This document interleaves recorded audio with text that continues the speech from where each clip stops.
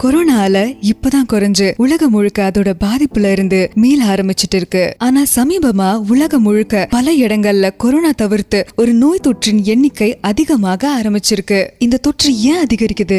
இந்த தொற்றுக்கு உலக சுகாதார மையம் முன் வந்து ஏன் எச்சரிக்கை கொடுத்தது? அது என்ன தொற்றுன்னு தான் பார்க்க போறோம். இந்த வீடியோவை முழுமையாக பார்ப்பதற்கு முன்பு சூரியன் எஃப்எம் யூடியூப் சேனலை சப்ஸ்கிரைப் செய்து முழுமையாக பாருங்கள்.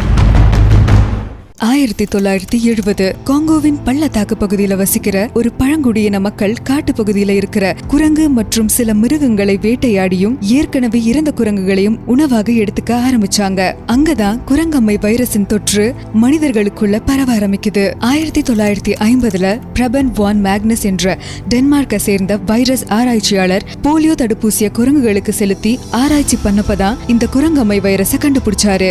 முதல்ல குரங்குகளுக்கு நடுவுல மட்டும் பரவிட்டு இருந்த இந்த வைரஸ் மனிதர்களுக்கு நடுவுல பரவ ஆரம்பிச்சது. அதுக்கு காரணம் குரங்கு உணவா சாப்பிட ஆரம்பிச்ச மக்கள் ஒருத்தருக்கு ஒருத்தர் நெருங்கிய தொடர்புல இருந்தது. வேரியோலா எனப்படும் வைரஸ் தான் பெரியம்மை வைரஸ். பெரியம்மை வைரஸ் குடும்ப வகையை சேர்ந்ததுதான் இந்த குரங்கம்மை வைரஸும். மனிதர்களின் எலும்பு மாதிரியான உருவம் கொண்ட இரட்டை இழை DNA வகைதான் இந்த குரங்கம்மை வைரஸ். ஆரம்ப காலத்துல ஆப்பிரிக்கா கண்டத்தை சார்ந்த 11 நாடுகள்ல மட்டும் பரவி வந்தது இந்த குரங்கம்மை. இதோட பாதிப்பும் தொற்று தன்மையும் குறைந்த அளவுல தான் இருந்தது. மே 7, 2022 நைஜீரியாவில இருந்து இங்கிலாந்து திரும்பின ஒருத்தருக்கு இந்த குரங்கம்மை தொற்று இருக்குன்னு பிரிட்டிஷ் சுகாதார நிலையம் கண்டுபிடிச்சது. மே 7 முதல் மே 21 வரை 92 குரங்கம்மை தொற்று நோயாளிகள் கண்டுபிடிக்கப்பட்டாங்க. 28 பேர் இன்னும் உறுதி செய்யப்படாத நோய் தொற்றுக்கு பாதிப்படைஞ்சிருக்காங்க.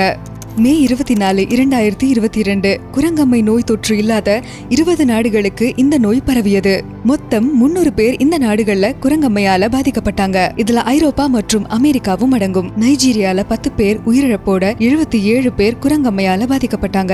2022 ஜனவரி முதல் மே வரை காங்கோ நாட்டுல 1238 பேருக்கு குரங்கம்மை பரவியதாக உலக சுகாதார அமைப்பு ஆவணப்படுத்தியிருக்கு. இப்ப பரவற குரங்கம்மை மேற்கு ஆப்பிரிக்கா குடும்ப வகையை சேர்ந்தது. அதோட உருமாற்றம் மற்றும் DNA சிக்கலான மரபணுவா உருமாறி இருக்கிறதால இதோட பரவல் மனிதர்கள் மத்தியில ஏன் இப்போ அதிகரிக்குதுன்னு கண்டுபிடிக்கிறது கஷ்டமா இருக்குன்னு ஆராய்ச்சியாளர்கள் தெரிவிச்சிருக்காங்க. இந்த தொற்று பாதிக்கப்பட்டவர்களுக்கு காய்ச்சல், தலைவலி, உடம்பு வலி, சோர்வு மாதிரியான அறிகுறிகள் இருக்கும். காய்ச்சல் வந்ததும் உடம்பு முழுக்க தடிப்புகள் உருவாகும். அம்மை நோய் மாதிரியான தடிப்புகள் உண்டாகும். இந்த தடிப்புகள் முக்காவாசி முகத்துல தான் அதிகமா ஏற்படும்.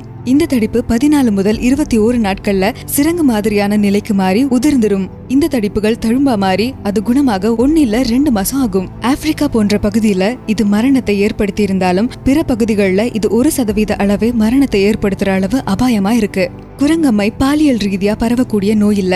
ஏற்கனவே குரங்கம்மையால பாதிக்கப்பட்ட ஒருத்தர் கூட நெருக்கமாவோ பாதிக்கப்பட்டவர்களோட தொடர்புல இருக்கிறது மூலமா இது பரவ ஆரம்பிக்கும். தோல்ல ஏற்பட்ட காயங்கள் மூலமாகவும் மூச்சு குழாய், வாய், மூக்கு மற்றும் கண்கள் மூலமா இந்த வைரஸ் கிருமிகள் மனித உடலுக்குள்ள நுழையுது. பெரியம்மை மற்றும் சின்னம்மை நோய்களுக்கான தடுப்பூசியே 85% இதை குணப்படுத்துறதால இது மிதமான பாதிப்பு ஏற்படுத்துற நோயா தான் இன்னும் பாக்குறோம். ஆனா மனிதர்களுக்கிடையே அதிகமான பரவல் இருக்கிறது இதோட DNA மாற்றமா இருக்கக்கூடும். இது மனிதர்களுக்குள்ள தங்குற காலம் அதிகரிக்கவும் வாய்ப்புகள் இருக்கும்னு ஆராய்ச்சியாளர்கள் சொல்றாங்க.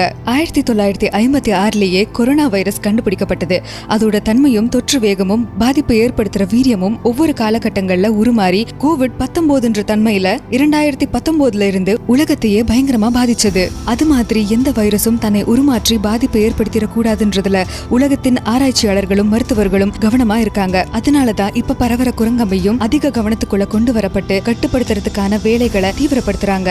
அதோட பிரதிபலிப்பு தான் உலக சுகாதார மையத்தோட எச்சரிக்கை. ஏன்னா நம்ம வாங்கின அடி அப்படி. சுத்தம் சோறு போடும்னு சொல்லுவாங்க. ஆனா சோறு சாப்பிட உயிர் வேணும்ல. சுகாதாரமும் விழிப்புணர்வும் தான் என்னைக்கும் உயிரை காப்பாத்தோம். முடிஞ்ச அளவு சுகாதாரமா இருப்போம். நம் வாழ்வாதாரத்தை பாதுகாப்போம். இது போல பல வீடியோக்களை நீங்கள் பார்க்க சூரியன் எஃப்எம் யூடியூப் சேனலை சப்ஸ்கிரைப் செய்யுங்கள்.